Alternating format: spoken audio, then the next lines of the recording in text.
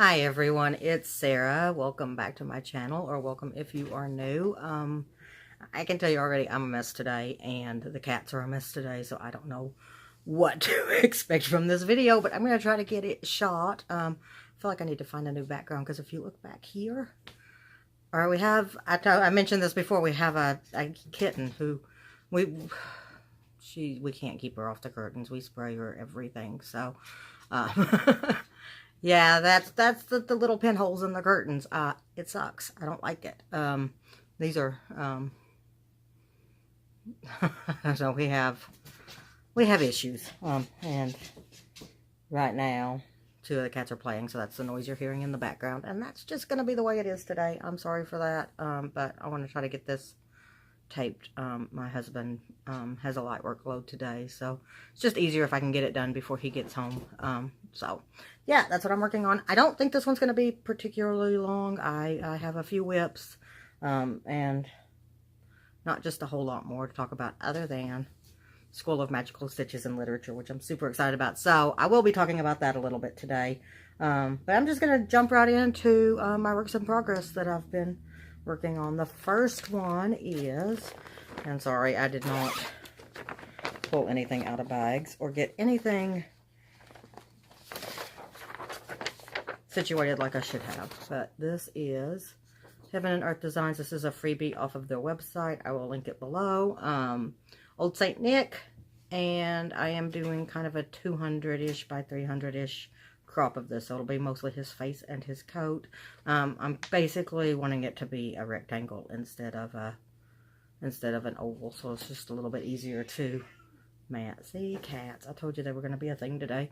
So there is that. I have made a little bit more progress. This is my Around the World challenge piece for the HAED.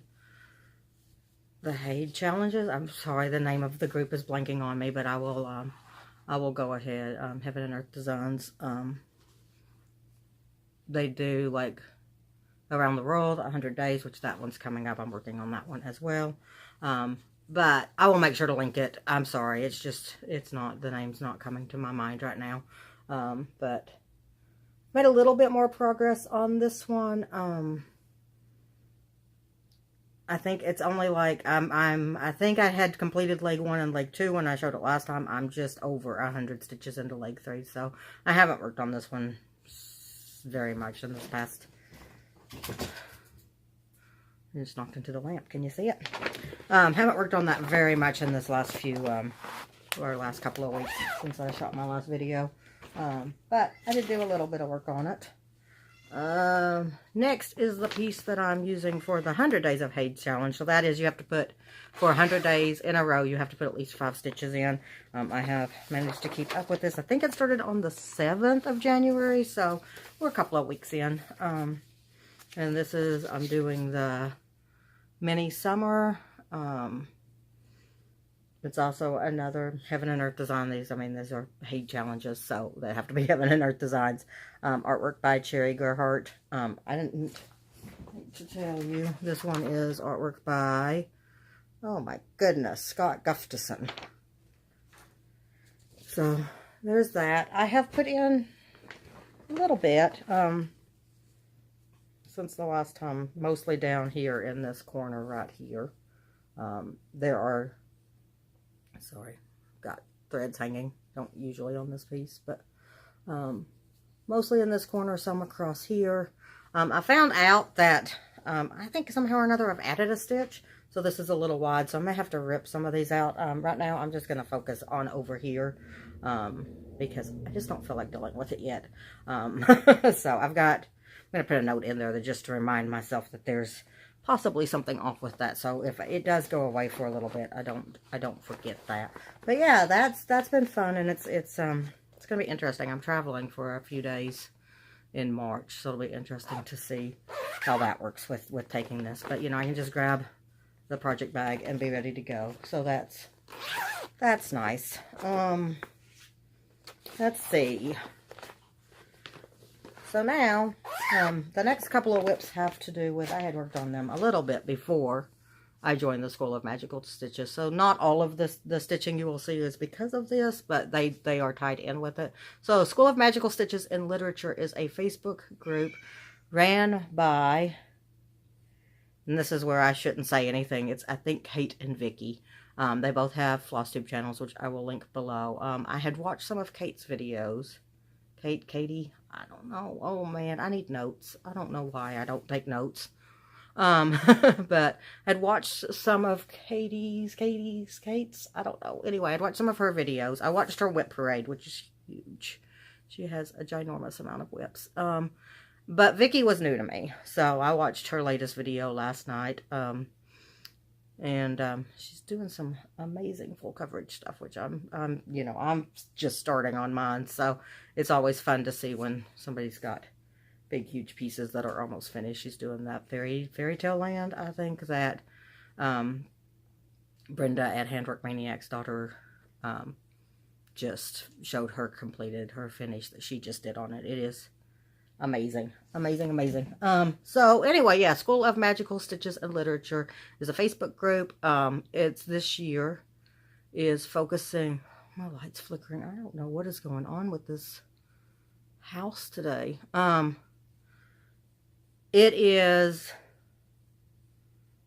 revolving around the Harry Potter series this year.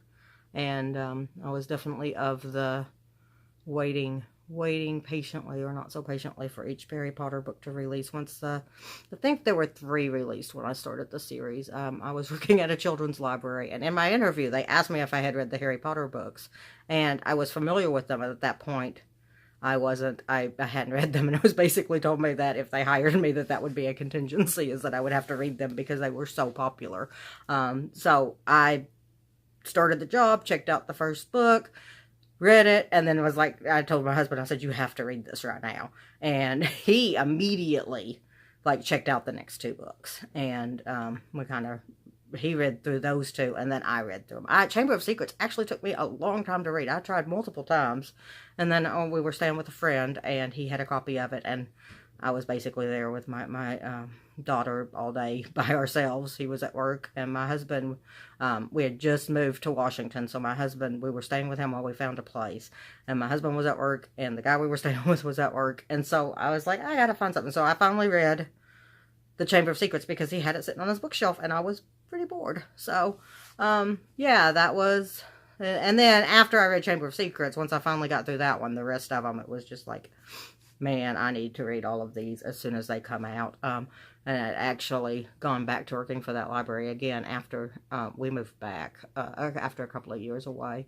And so I was able to read them as soon as they came out, because we were able to order through the library and get our own copies from that. So, yeah, I was able to get all but, I think, the last book, maybe the last 2, I don't know, it's a blur, through the library. And then the last one, we had to go to the midnight release at Walmart to get it. And there's a whole story with that. But anyway, yeah, I mean, when they were out, they were definitely a big part of it. I still haven't seen all of the movies. I think we have the first 3, maybe 4 on DVD or Blu-ray, I'm not sure.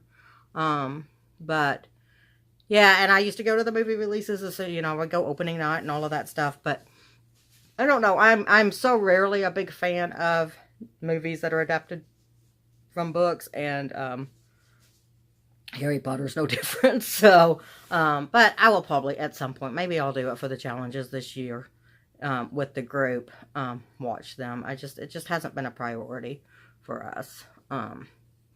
So yeah, but yeah, this group, it's neat. I didn't quite understand what it was. I'd been hearing about it on other people's FlossTubes for quite a while, and I didn't quite understand. I knew there were challenges. I knew that they revolved around the Harry Potter series.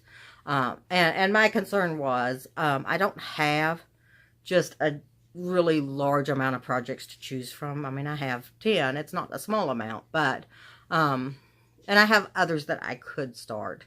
But I'm trying not to right now do too many starts. You'll see a new start here in a minute. But yeah, I didn't quite understand how all of the challenges worked, and I was like, I don't need to, I don't need to subscribe to this. I don't need to get in on this whole new thing that, you know, I've got the HAED challenges. I'm trying to do other things that I'm not doing great at. Like I really wanted to be working on Christmas ornaments throughout the year, and I still haven't picked that the Christmas ornament that I started back up yet, the Let It Snow. It hasn't been picked up since Christmas, and I'd really like to get back to that. But, you know, I mean, these challenges might help me with that. But, yeah, I was just concerned about that. But then I watched Michelle Garrett, Benty Stitches, video this week about it, and she was talking about penalty stitches. So, normally for your weekly challenges, you have to do 100 stitches based on, well, I don't know. I mean, this week it's 100 stitches based on 7 different items. And I'll get into that in a minute. But Michelle was talking about how if you aren't able to complete that challenge because you don't have that piece, or you're just not wanting to work on a piece that meets that criteria, you can do a penalty stitches, which basically is double the stitches. So, the first challenge this week was to stitch on an animal. So, you know, it's the different 7 levels of tasks to get to the Philosopher's Stone. And the first one is Fluffy. And so this was to just stitch on an animal. So I don't have a dog. There was an extra bonus point if you had a dog to stitch. I did not. So at least not without starting something new. So I brought out my Linen and Threads mystery sampler with the Peacock. I had to do 100 stitches in it, so I did some plumage. And I think the last time y'all saw him, he didn't have legs. He didn't have all of these feathers. I think he may have had a little bit of this first set of feathers. So I've done a little bit of work on him. He gets pulled out every few days. But yeah, I'm loving him. I was really hoping that I would finish this by the end of January so that when the new one came out, I'd be ready to go. I don't think that's going to happen. I'm okay with that. It can take me 2-3 years to do this, and it'll be fine. I'll just download the pieces as they come. But yeah, I'm loving this. I love the color I chose for him. And I like that I got to use him to help complete one of the challenges. The next challenge is to stitch on something green. Well, I do have projects that have green in them. I'm not to the green part of them yet. The mini summer with the sunflowers and the dragon. Obviously, there's a lot of green in that, but it's all in the center, and I'm not going to count down to that right now. That's just not going to happen. So I'm just going to work from the top and go down, and that's my plan with that. And so I'm doing penalty stitches on this one. So I'm going to be doing 200 stitches. I am about, I think, 3/4 of the way done through the added stitches. I've done a lot on this one since the last time we talked, though. This is the dragon by ValentiCrossStitch. It's an Etsy shop.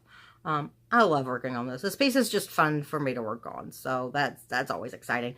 This is one of my Christmas presents that I'm working on from what I did for my family for Christmas.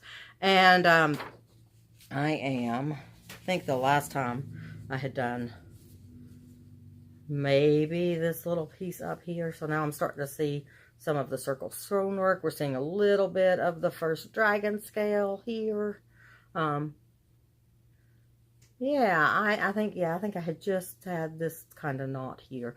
I love this. I cannot wait to see it continue to stitch up. My goal is hopefully by the end of the month to get the first page done. Again, I don't know if that's going to happen, but it will get put up for a little bit at the end of the month so I can start working on somebody else's present. But yeah, I'm going to be sad, and it may get pulled out just because I enjoy working on it so much. So, and this is the largest project, so I don't feel like if I spend a little bit of extra time on it each month, that's the worst thing, because that might make it go a little bit faster. I'm not going to spend somebody else's time on it, but yeah, I'm really loving that. So yeah, that was my penalty stitches.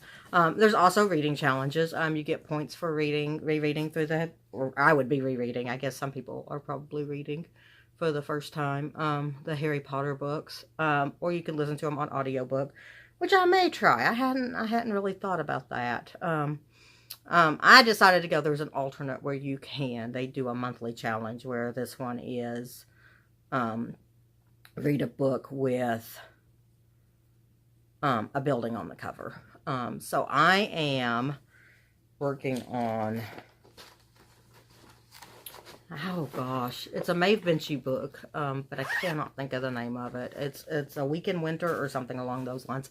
I'll link it. I'm sorry. I just started it because I just joined the group yesterday, so I just started it yesterday. I mean, maybe 30 pages in. I'm not very far at all in that. But yeah, I'm enjoying it so far. It's a story about a woman who moves to the States from Ireland because she met a boy, and I don't know, she ends up basically lying to her parents. This is all within those first 30 pages, so you'll know. Lying to her parents. He breaks up with her a few months after they moved to New York, and she basically lies to her parents, tells them that she's married, and like she will take yearly trips back home, and have this whole fictitious life with this guy. You know, he goes on a business trip, so she uses that time to go visit her family, sort of thing, with this, you know, whole big lie. And then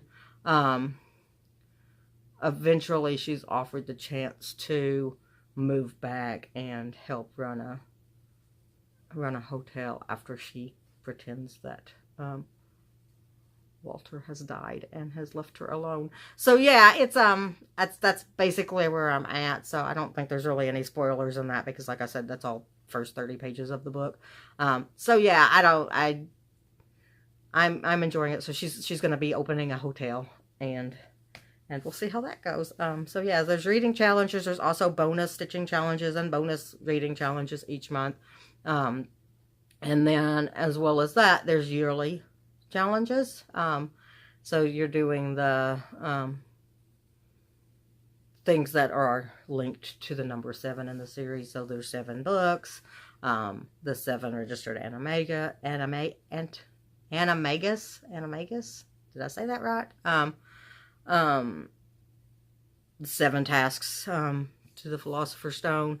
You know, it's just all kinds of things dealing with the 7 snakes on the Chamber of Secrets.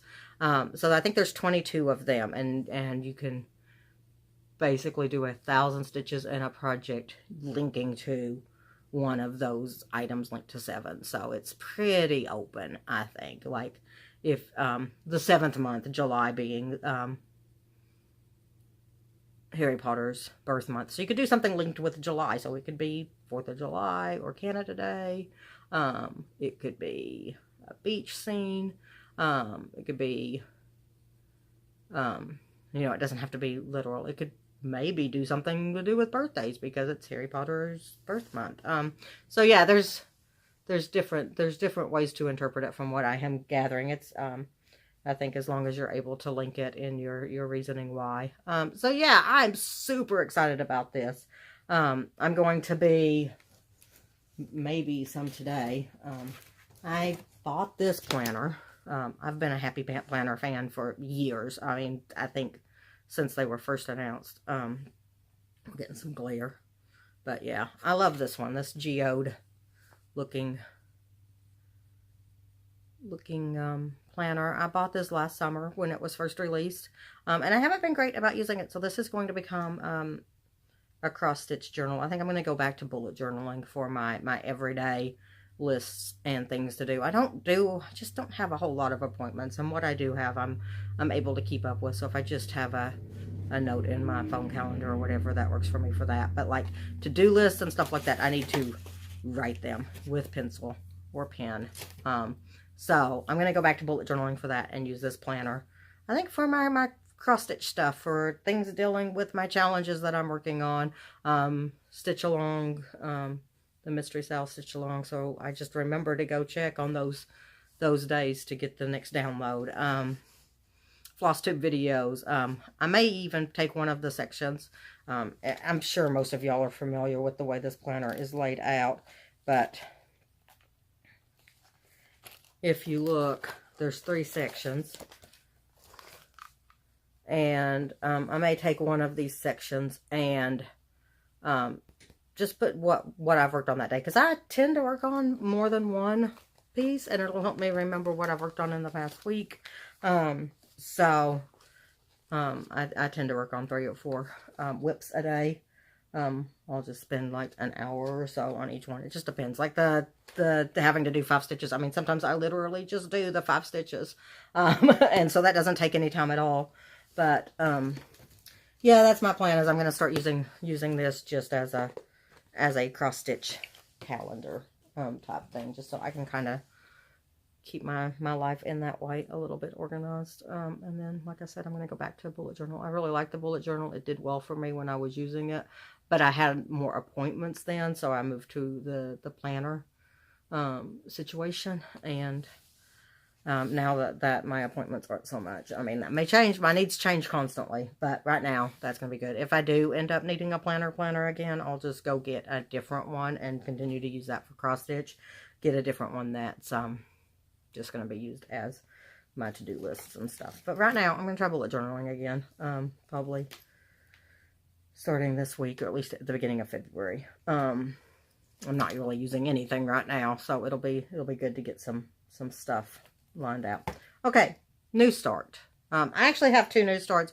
One of which it's a secret surprise thing that it's a birthday present for this weekend. So I'll be able to show, hopefully, a fully finished object next week in my thing. It'll be a picture or a short video that I'll insert. But it's just it's a secret, so I can't share it now. The other one is Brandy at Every Home Needs a Gnome has started doing some designs, and she had asked in her last video if anybody was interested in sharing or in stitching a design that she had stitched. And I'll insert a picture up here of what the finished design from her blog looks like. But it's just a little gnome with a mushroom. A couple of weeks ago, I had showed some fabric that I had painted. So there's the fabric. It is a little bit sheer. But this is just done with acrylic paint and textile medium. I have tested it. It is color fast. I've washed it. So yeah, I'm really excited about this. So I just began the top of the mushroom, and I don't think I have any of the other floss colors. I may switch out, or I may just wait and go get the ones, because I am slowly trying to get all of the DMC colors. I've got a ways to go, but when I can go buy a handful and do it for a project, I will. But I'm not in a hurry to finish it, but I do love it. So and it'll I really wanted to just test the fabric, because I love the color. I wish I could remember. It's a Ceram Coat, Delta Ceram Coat, forest green maybe. I don't know. I'll put it in the notes in case anybody cares what the color is.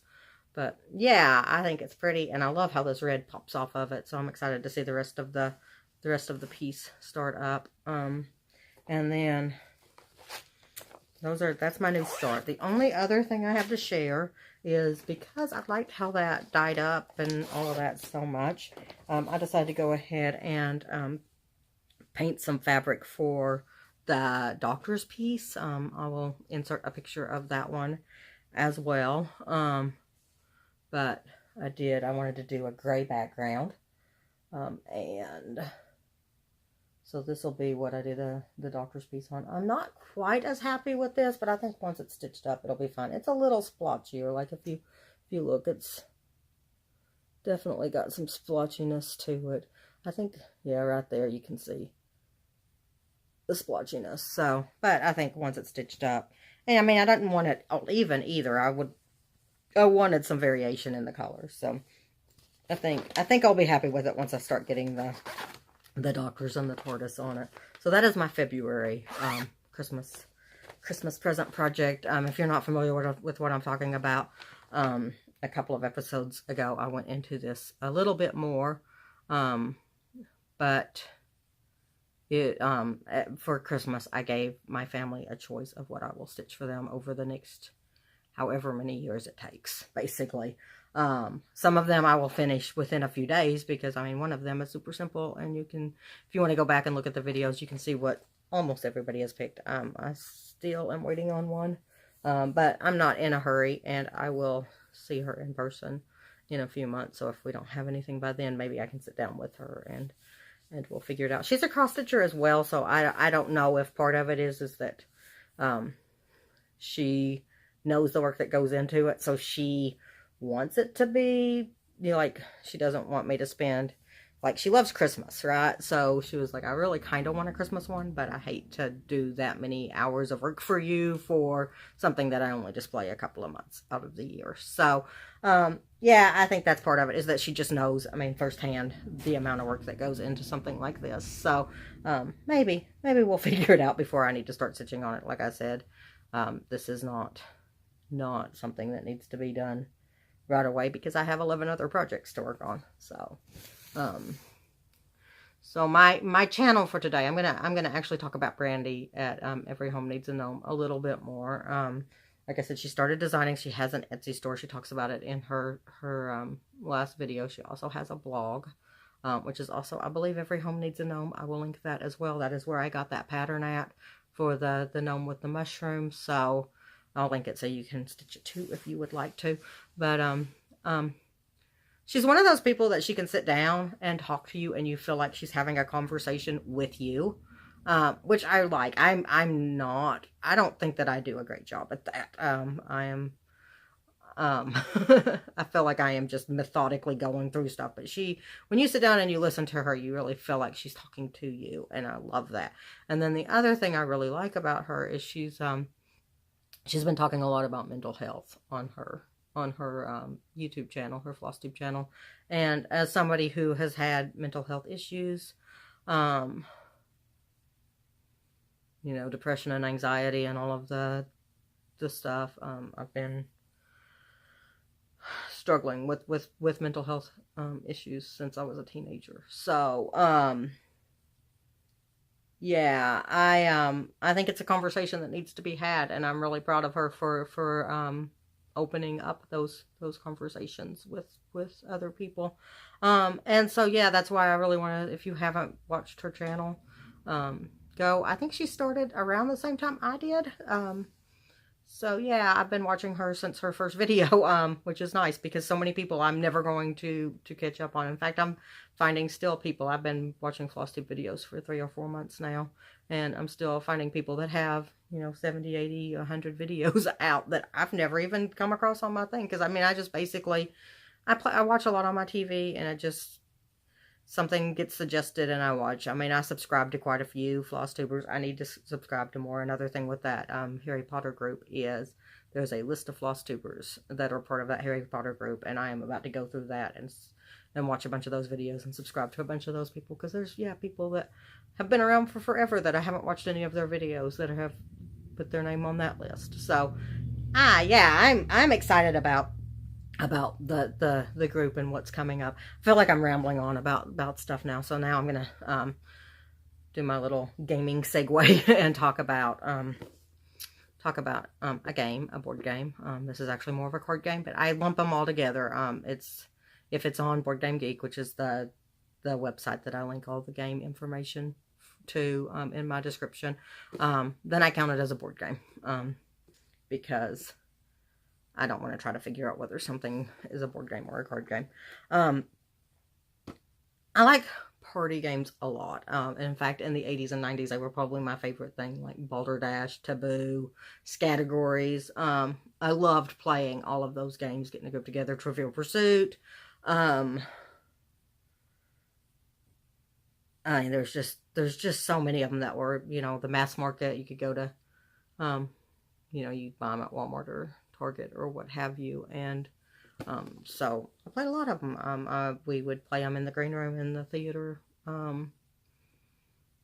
When I was in school, we'd play them at parties and stuff. When I was working, it was like I think theater and party games, for whatever reason, just went really well together. So we played a lot of them. And when I worked with the young adults at the library, I was introduced to, one of the kids brought Time's Up.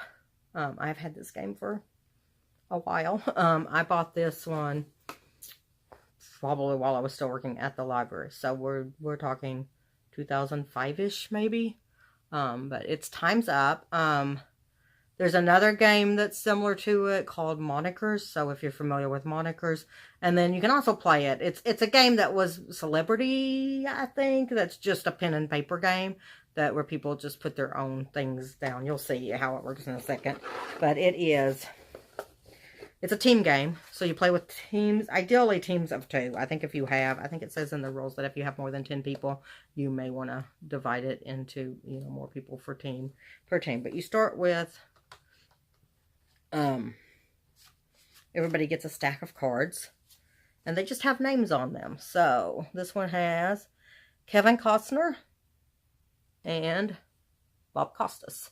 You start with more cards than you will use, so it gives everybody the chance to throw away a couple of cards that say, I don't know who, I know who this is, but say I don't know who Kevin Costner is. And there will be names that people just don't know. So in order not to handicap yourself, you can put those names in a discard draw that will not come up. Now, it doesn't mean that somebody else hasn't played a card that you don't know who it is, and that's where the hilarity of this game ensues. Because the way it works is you are trying to get your teammate to guess the name on the card. And it's done in 3 rounds. So your first round, you can say anything you want. You can't pass. And you have like 30 seconds to guess as many cards. It's fast. Time's Up is not wrong. The other teams are looking at that timer and making sure.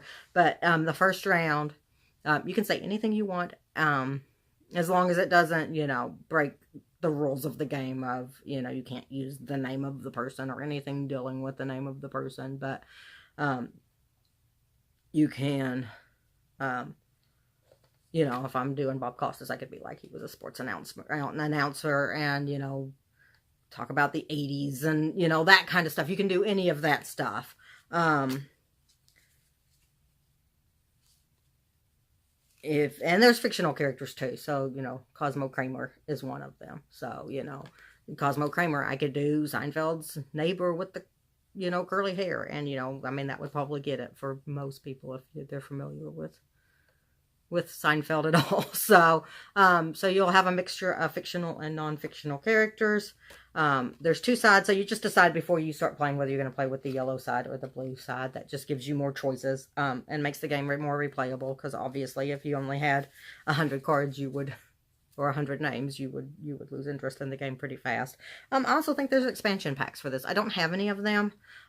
I am considering buying some of them at some point. So yeah, first round through, you can say anything you want in order to get, and then your score is how many cards you have at the end. So every time you guess correctly, you get to keep the card in a pile in front of you, and then the teams add up their cards, and that becomes your score for that round. Second round, you can only say 1 word.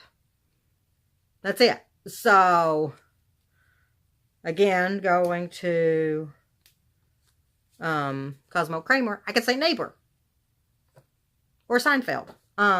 So, either of those things might get you there because you've seen it before. So neighbor might mean something to you now, or Seinfeld, whereas you just said Seinfeld, people might say Jerry, or well, they probably wouldn't, because it'd be Jerry Seinfeld, but there's a whole lot of people that they could go to. So because that's been narrowed down, everybody's heard everybody give clues for these cards. It becomes real easy for people to be like, oh yeah, neighbor, that's Kramer. Whereas if that was the first clue that you gave, there would be no way you would know that, because, there's a lot of neighbors out there. Third round is, you can't say anything. It is charades only. So if you really want to do it right, one of the things that they suggest is that you do charades while you're playing. So you might go neighbor or neighbor for the curly hair. Just kind of pantomime that we're talking about Kramer, because not only is he a neighbor, but he's got this frizzy curly hair. So yeah, that's one way that you could do that. And And so, yeah, the third round just as people, you know, you're still trying. You can get as many cards as you can get in that 30 seconds. 30 seconds goes fast, but it's amazing. Sometimes you can go through and get 4 or 5 cards if you get a good group of cards with a good group of clues that you can give that your teammate will guess. I mean, it's you know, it's interesting. And then the fun ensues because you'll have that person who doesn't know who someone is. So they'll have to come up with a different way of maybe getting there. So, you know, it might be that with Cosmo Kramer, say they, for whatever reason, don't know it, but they know that Cosmos is a Carl Sagan book. So they might try to get you to get to Cosmo, or, you know, whatever from Cosmos, and start making you guess that, you know, well, it's a book by Carl Sagan, and it was been done into a couple of TV series. And, you know, they may just give that kind of a clue in order to get you to at least part of the name. And then if a name isn't guessed, it just continues to go around the circle and be given by different team members. So you'll be like, oh, that's who Cosmo Kramer is. He was the neighbor on Seinfeld. I know who that is now. And, you know, because there are certain ones that you will know and certain ones that you won't know, and you'll listen to what other people give, and that'll be like, and also you'll see a lot of the cards. You'll see the names. So you start to learn who the people are just from that interaction. But one of the funniest things ever, I was playing this game, and somebody that was playing, for whatever reason, and I know he knows better, but for whatever reason, he had it in his head that James Earl Jones was a piano player. So he's giving all these piano player clues, and we're like, we've seen all the cards, and we don't know who the piano player is. And finally, that's the only card left. So obviously, the only card that it could be would be James Earl Jones. So of course, we all had a good laugh over that. But because it was such a weird little thing, our pantomime for James Earl Jones became, you know, people playing the piano. You know, it's just one of those weird things that, you know, it just becomes this big, huge thing. And the charades part is hilarious. So yeah, it's one of my all-time favorite party games. There's also, I own it and I didn't think to grab it out, but there's also Title Recall, which is titles of books and movies and stuff. And it's a little more accessible because, to especially younger players, because younger players will have heard of more of the movies. It was a later release, but I just think movies and books and stuff like that are more accessible than, you know, I mean, somebody my daughter's age, when you're talking about some of the actors and stuff, a lot of these actors and shows and stuff are from the 80s and before, and she doesn't necessarily know all of those, whereas the actors, she may know the TV show that they were on, but she won't necessarily know the actor's name or the character's name. So it's a little bit more accessible. It's also equally as fun. So yeah, time's up. I highly suggest it, especially if you like party games like I do. Yeah, this one ended up being a lot longer. I thought this was going to be really fast and quick, but we're almost 40 minutes in, so I am going to wrap it up. Sorry, I feel like I was super disjointed today, but hopefully everything I talked about makes sense. I will link everything I can in the description, the Facebook groups, the patterns that I'm working on that have, like, downloads or something I purchased online. Yeah, that's it. Hopefully I'll be back sooner next time, and I'll see you in another week with some, hopefully an FFO and some other fun stuff, and I will talk to you later. Have a great day, and I guess that's it. I'm really bad at ending these things. See ya.